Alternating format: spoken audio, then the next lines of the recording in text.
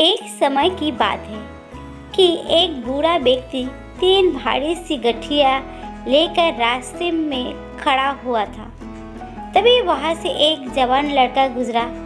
बूढ़े ने उस लड़के को रोक कर कहा कि बेटा, क्या तुम मेरी मदद करोगे? मेरी एक गठरी बहुत भारी है, इसे मेरे गांव तक पहुंचा दो, मैं तुम्हें 2 स्वर्ण मुद्राएं दूंगा। लड़के ने कहा कि मैं आपकी मदद करने के लिए तैयार हूँ। लड़के ने एक गठरी उठा ली, वो बहुत भारी था। लड़के ने वृद्ध से पूछा कि बाबा, इस गठरी में क्या है? बूढ़े ने धीरे से जवाब दिया कि बेटा, इसमें सिक्के। लड़का सोचने लगा कि इतने सारे सिक्के, लेकिन मुझे इनसे क्या करना है? मैं बेईमानी नहीं करूँगा। दोनों आगे बढ़ते रहे। कुछ देर बाद वो एक नदी के किनारे पहुंच गए। उन्हें नदी पार करनी थी। लड़का नदी में उतर गया, लेकिन बूढ़ा किनारे पर ही खड़ा था। बूढ़े ने कहा कि मैं नदी में 2 गठरियाँ उठाकर चल नहीं सकता, क्या तुम मेरी एक और गठरी उठा सकते हो? लड़के ने हाँ कर। बूढ़े ने कहा कि तुम ये गठरियाँ लेकर भाग तो नहीं जाओगे, क्योंकि दूसरी गठरी में चांदी के सिक्के हैं। लड़के ने कहा कि क्या मैं आपको चोर दिखता हूँ?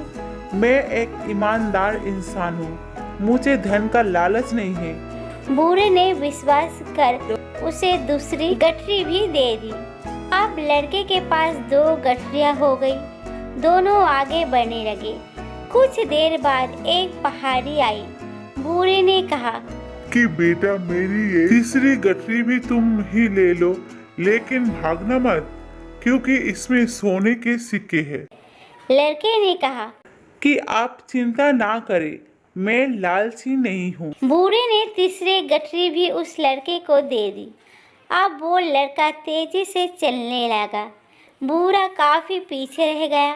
लड़के ने सोचा कि अगर मैं ये तीनों गठरियाँ लेकर भाग जाऊंगा तो मेरी गरीबी खत्म हो जाएगी। बूढ़ा तो मुझे पकड़ भी नहीं पाएगा।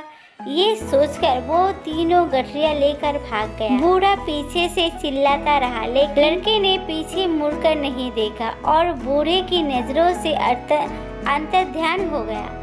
लड़के ने घर पहुंचकर गठरियाँ खोली। उसमें मिट्टी के सिक्के थे। ये देखकर वो हैरान रह गया। उसने सोचा कि उस बूढ़े ने मुझे झूठ क्यों बोला। तभी उसे सिक्कों के साथ एक चिट्ठी भी रखी हुई दिखाई दी। उसने चिट्ठी निकालकर पढ़ी।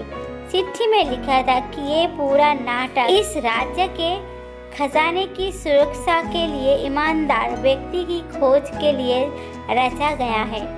वो बूढ़ा कोई और नहीं बल्कि इस राज्य के राजा है। अगर तुम ईमानदार रहते तो तुम्हें मंत्री पद मिलता और राजा से सम्मान भी मिलता। उस लड़के को अपनी गलती पर पछतावा होने लगा। उसने छोटे से लालच में एक बड़ा अवसर खो दिया था।